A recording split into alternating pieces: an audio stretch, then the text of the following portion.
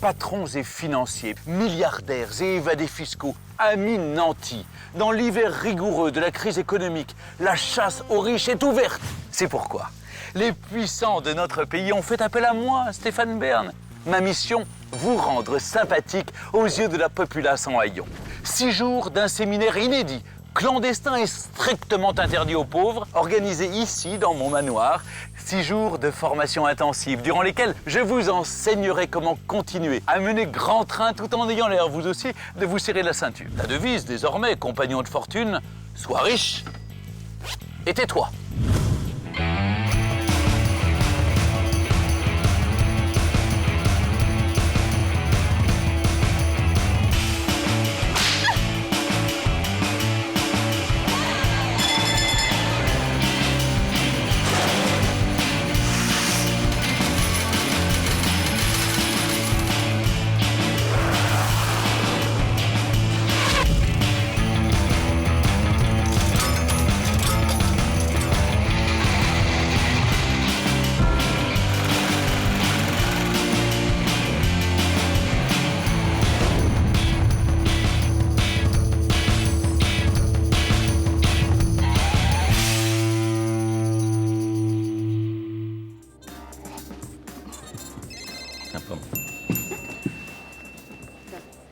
Alors non, pas le Dow Jones.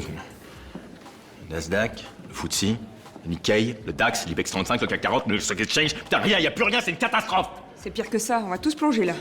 Je vais quand même vérifier l'info. Pas la peine, c'est confirmé. Sorte présidentielle. Mais qu'est-ce qu'on va devenir? Ou je sais pas, mais mon mari avec ses placements à la con, il va se prendre une de ses branlées.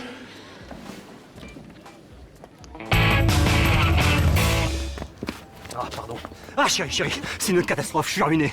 La bourse s'est effondrée, j'ai rien pu faire, rien, je suis fini. Je suis perdu, j'ai tout perdu. Ma femme, ma fortune, tout. Allez, un peu de dignité, monsieur! Je suis ruiné! Ruiné! Ruiné!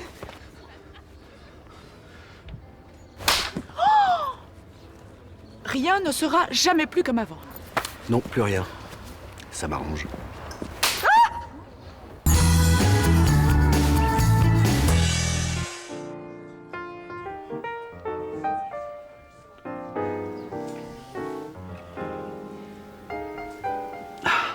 En France, on n'a pas de pétrole et on se fait des idées. Une saillie drôlatique qui m'a valu bien des succès lors des dîners mondains dans les pétromonarchies du Golfe Persique. Du pétrole, mon prochain invité, on a autant qu'un imam peut en bénir. Des idées, il en a des barils. La dernière en date, donner aux princes de l'or noir et leaders du monde arabe l'image de souverains proches de leur peuple. Apprendre à l'émir du Qatar à faire lui-même le plein de ses limousines et à acheter des chips à la station-service. Ou enseigner au roi du Maroc comment vivre, comme ses sujets, avec 10 dirhams, soit 88 centimes d'euros par jour, un bol de semoule et 2 pois chiches. Convaincre le roi d'Arabie Saoudite de troquer ses pur sang contre des poneys. Voilà quelques-uns des défis que mon invité a relevés avec succès. Ah, son seul échec, persuader le sultan d'Oman de confier la déco de son palais à Valérie Damido. Voici notre émir que je vous invite à écouter avec la plus grande attention. Car si, comme l'affirme Démocrite, la vérité est au fond d'un puits, il s'agit certainement d'un puits de pétrole. Ah.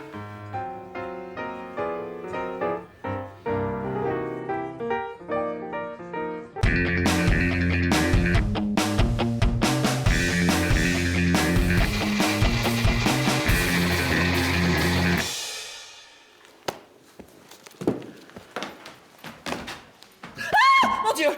De l'eau bénite, des rondelles de saucisson! Abdoulila! Eh ben, bonjour l'accueil, hein? Enfin, c'est pas comme si je m'y attendais pas, hein? Ok, d'accord. Bon, Il m'a fait peur, le chameau! vous savez tous à quoi sert une burqa? Et vous pouvez me répondre, hein? C'est pas moi qui va vous lancer une fatwa. Bref, t'es plein aux as, mais tu veux que personne ne le sache, surtout pas les pauvres. Eh ben, tu portes une burqa. Parce que la burqa, ça fout les chocottes. Il y a qu'à voir la réaction de madame. Avec une burqa, t'es tranquille, t'as pas besoin de garde du corps. Personne va venir t'emmerder. Attendez, moi quand mes femmes, elles se promènent sur les Champs-Élysées, hein, avec leur burqa et en dessous du sac Vuitton, Lancel, Hermès et de la rivière de diamants, tranquille, hein. Excusez-moi, Altesse, mais enfin, tout le plaisir de porter des rivières de diamants et des sacs à main hors de prix, c'est précisément de pouvoir les exhiber avec un petit air de supériorité. Vous n'avez rien compris au séminaire, vous. Si? Ah, bon, merci de préciser. Hein. Eh, oh, allô, Joe la drague, là. Oui, avec moi. Dis donc, ça t'intéresse pas ce que je raconte ou bien... Franchement, Oui. non. La burqa, c'est uniquement pour les femmes. Hein. Oh, le cliché. Mais tu serais étonné le nombre de types qui portent des burqas. Soit par goût, bon, c'est assez rare, je te l'accorde, soit pour le boulot. Et vous croyez quoi, qu'à Anvers, les diamantaires, ils continuent à négocier dans les salles blindées? Non, non, non, non. Eh, pense burqa, je te dis, ok? Très bien, très bien. Alors, où est-ce qu'on peut s'en procurer? Eh ben, les meilleurs modèles, tu les as sur burqa.com. Ouais. Mais attention, hein, tout le monde, hein, c'est le net, hein, donc il y a forcément du bas de gamme. Celle qui piloche, qui gratte, qui est pas agréable au toucher. Non, non, tu veux du must, la Rolls de la burqa, vous prenez de la Made in Dubaï. Ça, c'est du sucre, hein, avec de la fibre micro-perlée, anti-transpirante. Eh, attention, il y en a même qui sont climatisés. Hein, onde de fraîcheur. Oui, oui, oui. Votre Altesse, dans ma famille, nous sommes catholiques pratiquants, avant même que le Christ ne soit porté en croix. Donc si vous n'y voyez pas d'inconvénient, je m'habillerai en nonne. C'est tout le temps vous, hein. C'est le rouleau, hein. C'est dans le sang, quoi. Hein. Bon, alors tout le monde prendra une burqa, voilà, sauf madame, qui mettra une cornette. Ça va? La cornette, avec 2 ou 3 boules, hein. Ah, elle a compris. J'ai pas compris. Le cornet, la glace, miam, hein. Eh, ça va, c'est pas la mort d'être pauvre. Je veux dire, il y a une vie après la richesse. Alors, oui, je sais, pas la même vie, pas la grande vie, mais une vie quand même. Et puis, tu sais, comme je disais quand j'étais pauvre, tant qu'on a la santé, Tu franchement... vas la fermer, sac à merde. Je vais te dire une bonne chose. Ici, t'es toléré, mais jamais tu seras accepté. Allez, fous le camp, là. Laisse-nous entre nous. Entre gens qui souffrent parce qu'ils savent ce qu'ils perdent. Allez, fous le camp. Sale... Strike. Je m'éclate, moi. Vas-y, mets-lui un beignet, il peut plus rien faire, plus rien dire. Il est ruiné, la bourse a explosé. Mais je peux pas, j'y arrive pas. Puis, même René sera toujours plus riche que moi, ça se respecte, ça. Hein. Puisque je vous dis que j'ai plus rien, que je suis moins qu'une merde, que je suis comme vous, qu'est-ce qu'il vous faut de plus? Que je vous traite de moche? Oh merde, c'est parti tout seul. Alors, ça fait quoi? Ça fait bizarre. Bizarre bien ou bizarre pas bien? Mais je sais pas, bizarre, je sais pas, c'est parti trop vite. Bon, bah vas-y, on recommence. C'est vrai, je peux? Ah oui. Alors? Bizarre bien. Très bien, même. Ah, tu vois. Hop, on touche pas. On boit pas, on boit plus. Hein. Fini les privilèges. Tout ça, c'est de votre faute à vous, les politiques. Hein, avec vos lois, vos décrets, toutes vos conneries, là. Vous avez ruiné notre avenir. Alors bon, vous êtes du côté des pauvres, hein, c'est normal, c'est les plus nombreux, c'est eux qui votent. On parle avec les pauvres, d'accord, mais c'est pour les riches qu'on roule. C'est avec les riches qu'on aime vivre, c'est avec les riches qu'on aime parler, c'est avec les riches qu'on aime sortir. Qu'est-ce qui me prouve que vous êtes sincère avec moi? Que vous me prenez pas pour un de vos électeurs, pour un de vos pigeons? J'ai piloté et conseillé personnellement 172 évasions fiscales en 2 ans. En 2 ans? Vous êtes vraiment une belle ordure, hein? Enfin, un compliment. Ouais. Je peux maintenant? Oui. Si l'on en croit un célèbre chanteur flamand, les bourgeois, c'est comme les cochons, plus ça devient vieux, plus ça devient con. Comme l'ensemble de ses congénères de la jeunesse dorée parisienne, Con, ma première invitée, 16 ans à peine, l'est déjà dans des proportions bien supérieures à la moyenne. Et Dieu sait vers quel sommet de snobisme crétin, de complaisante arrogance et de narcissisme névrotique l'âge la conduira. La petite garce chérie a néanmoins des circonstances atténuantes. Abandonnée quelques jours seulement après sa naissance par un papa trop occupé à gagner toujours plus d'argent et une maman trop occupée à toujours plus en dépenser, mon invité est une enfant des rues. Des rues d'Auteuil, de Passy et de la Pompe. Vagabondage à 10 ans, hors du 16e arrondissement, sans vaccin ni autorisation de sortie de territoire. Conduite sans permis à 12 ans, du bolide décapotable acheté avec son argent de poche, adhésion à 14 aux jeunesses de l'UMP, livrée à elle-même, elle enchaîne connerie sur connerie. Placée en clinique de désintoxication, elle connaît l'horreur du manque de liquidité et fait chaque nuit de terrifiants cauchemars dans lesquels de méchants bisounours basanés tentent, au beau milieu de l'avenue Montaigne, de lui arracher son sac à main à 2000 €. Aujourd'hui, mon invité va mieux, malgré une tendance à la claustrophobie. Que voulez-vous? On ne passe pas impunément les 16 premières années de sa vie coincé dans un ascenseur social bloqué au dernier étage.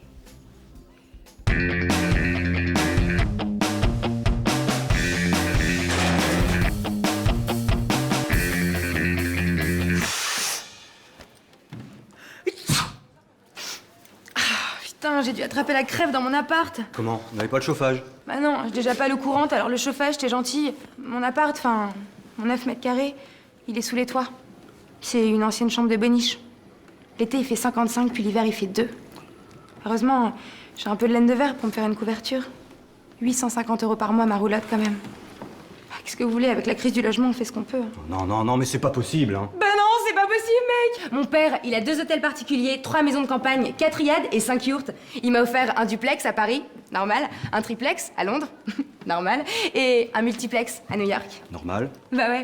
Alors non, tu vois, l'abbé Pierre et moi, bah, ça l'aurait pas fait. C'est pareil pour vos gosses, j'imagine. Mais pour se fondre dans la masse, c'est hyper important, hein. Ils doivent faire genre...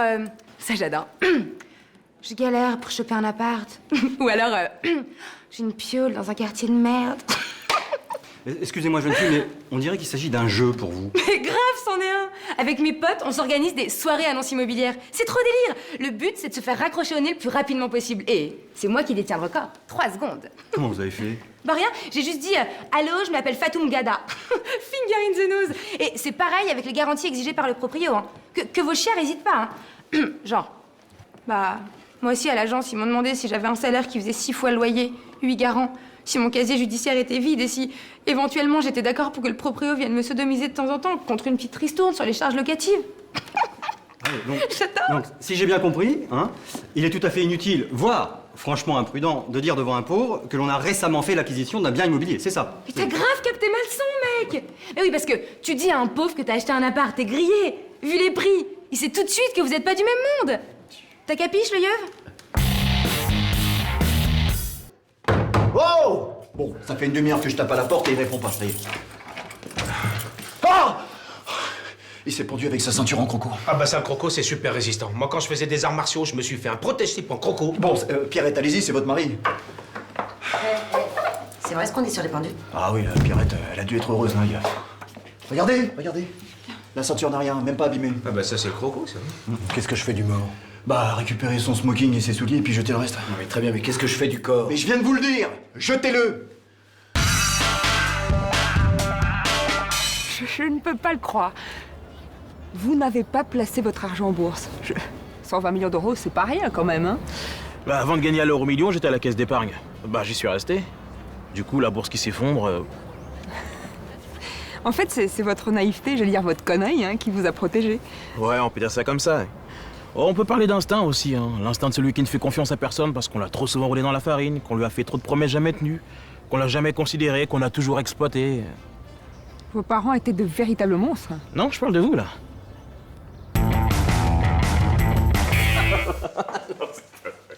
Non, c'est pas vrai. C'est pas vrai, mais c'est très très drôle. Si.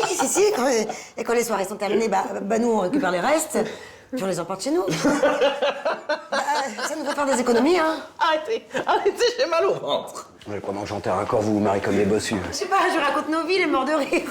Oui, ben il y en a un qui est mort tout court, pendu dans les toilettes avec sa ceinture. Bon, je vous rassure, la ceinture n'a rien. On cherche pas, ils sont comme ça, on peut pas comprendre. Attendez, racontez-moi encore le truc, là, quand vos vacances dans le camping, là, c'était très très très drôle, ça. Bon, moi, je sors parce que je voudrais pas avoir un autre mort sur les bras. Il m'en a en vous, lui. Hein?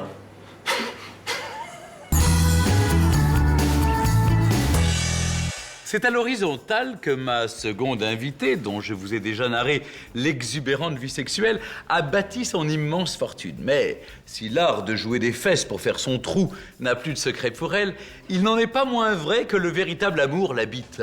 L'amour d'un homme, célèbre producteur de 66 ans son aîné, qu'elle épouse une semaine avant qu'il ne se suicide de 3 balles dans la tête dans le coffre de sa voiture de collection, léguant ainsi à la jeune fille les quelques centaines de millions d'euros que ses 11 précédentes épouses n'avaient pas réussi à lui extorquer.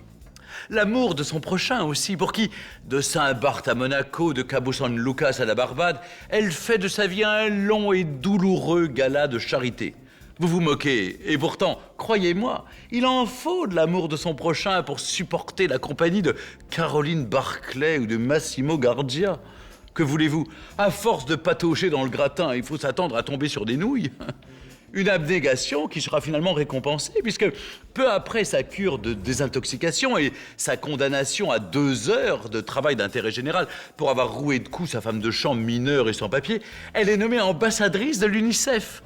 Aujourd'hui, âgée de 24 ans, elle publie le second tome de ses mémoires Cette figure incontournable de la jet sex vous enseigne aujourd'hui comment, quand on a tout, ne ressembler à rien.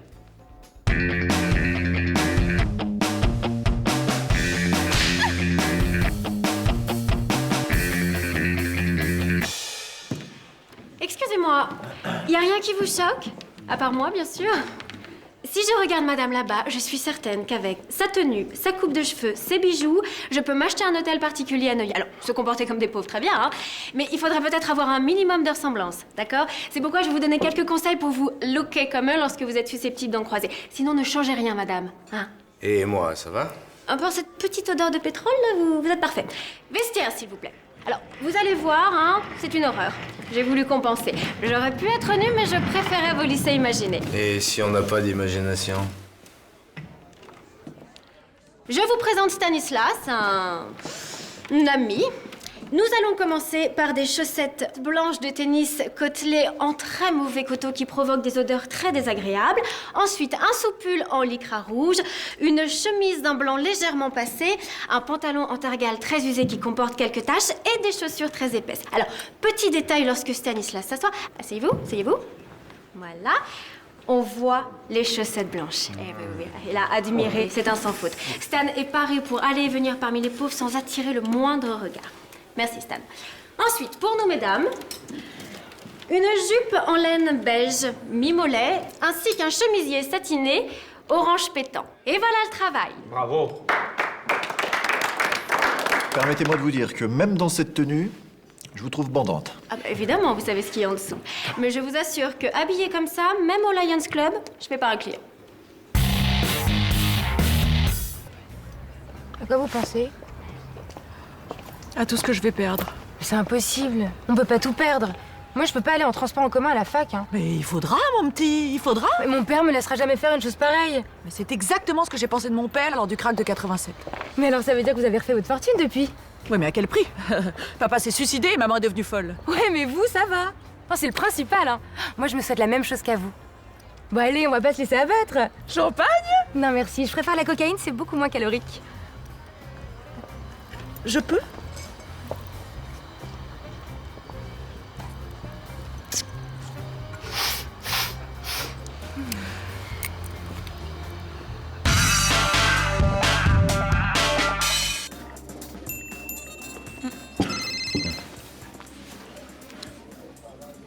Alors? Confirmé. Source présidentielle. Le FMI annule l'aide aux pays en voie de développement pour aider les banques à se relever. C'est formidable! Calmez-vous. Non, je me calme pas. Mais qu'est-ce qu'on va devenir? Vous, je ne sais pas, mais mon mari, avec ses placements judicieux, aura certainement droit à une petite fellation. Quand je dis petite... Oh, c'est formidable! Oh, j'adore!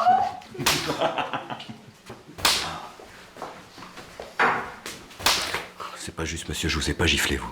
Et depuis quand faut une raison pour gifler le personnel? Oh, allez, c'est la mienne. J'offre une nouvelle tournée. Ah, génial, une nouvelle tournée! Bravo, les mires! Ah oui, un peu le côté gauche, quand même.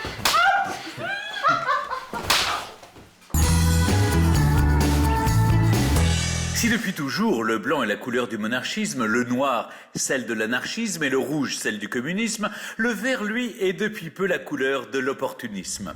Souvent, en effet, de la même façon que politicien rime avec aigrefin, grand Manitou avec filou ou laboratoire pharmaceutique avec gros enculé, écolo rime avec escroc. Et c'est à des fripouilles, des crapules, des faisans, tels que mon prochain invité, que nous le devons. C'est donc entre ces mains expertes que je vous laisse maintenant, car pour le moment, les miennes tâtonnent désespérément à la recherche de l'interrupteur. Plus à gauche l'interrupteur, Stéphane. «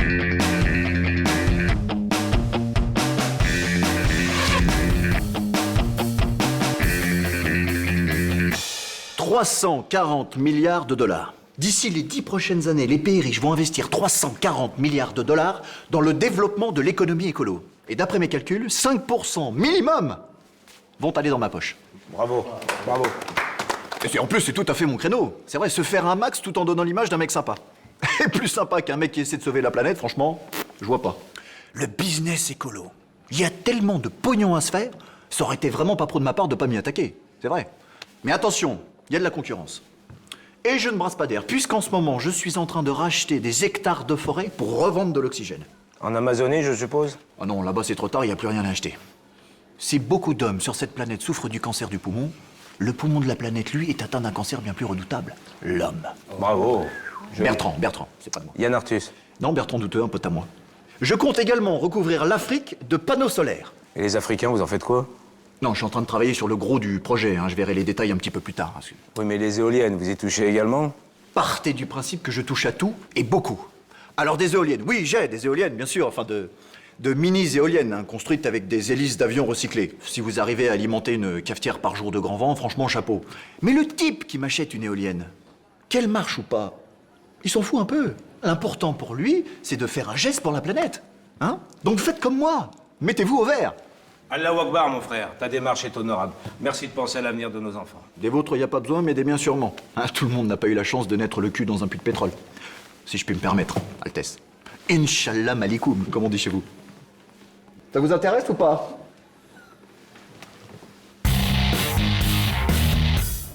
Eh oui. À présent, tu pleures. Mais quand j'étais pauvre, l'espace de 2 heures, c'est moi qui pleurais. Tu vois? Et j'oublierai jamais tout ce que tu m'as dit. Hein. T'as été odieuse, horrible, détestable, quoi. Mais tu vois, maintenant que je suis à nouveau riche, eh bien, je vais te larguer comme une moins que rien. Et je vais partir avec la très belle femme qui m'attend, là. Allez, regarde-la bien. Hein? Parce qu'elle m'aime aussi pour mon argent, mais elle est plus belle, plus jeune, quoi. Et dans 10 ans, eh ben, je la quitterai comme je te quitte aujourd'hui. Voilà. Alors, à présent, tu t'appelles Barbara. Hein. J'appelle toutes mes femmes Barbara, ok? Chut, dis rien, dis rien. Toutes mes femmes sont silencieuses, ok? Mais puisque je vous dis que nous sommes ici en totale sécurité, il n'y a pas de pauvres, croyez-moi, vous pouvez sortir, comtesse. Un système d'alarme, de garde du corps, 3 Doberman, mais qu'est-ce qu'il vous faut de plus? Mais vous ne comprenez pas, Stéphane! L'évocation à longueur de journée de tous ces pauvres, moi ça m'angoisse terriblement! Oh, et puis après tout, si vous voulez passer toute la nuit dans les toilettes, ça vous regarde. Compagnon de fortune, je vais devoir te laisser. Mais n'oublie surtout pas, sois riche et tais-toi. Stéphane? À qui vous parlez là? Je vous ai entendu parler à quelqu'un! Stéphane! Oh, à quelqu'un? Oh, monsieur le pauvre, je vous en conjure, violez-moi, mais ne touchez pas à mes bijoux!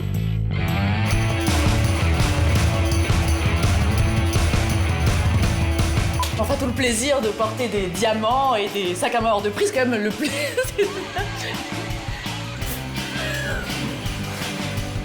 Si beaucoup d'hommes sur cette planète souffrent du cancer du poumon, le poumon de la planète, lui... Tout le monde n'a pas la chance d'être né dans un... Allez, on prend ça, c'est bien. Allez, la dernière. Parce que moi aussi je peux, hein.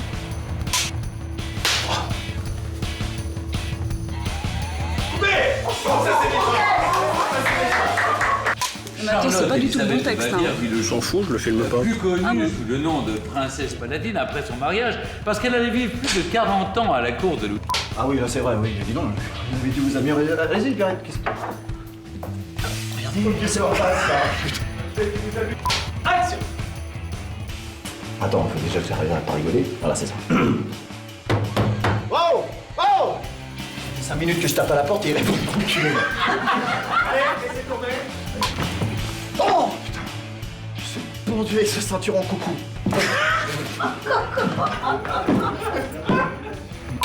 Jean-Luc Delarue a croqué un steward ou Joe Star a...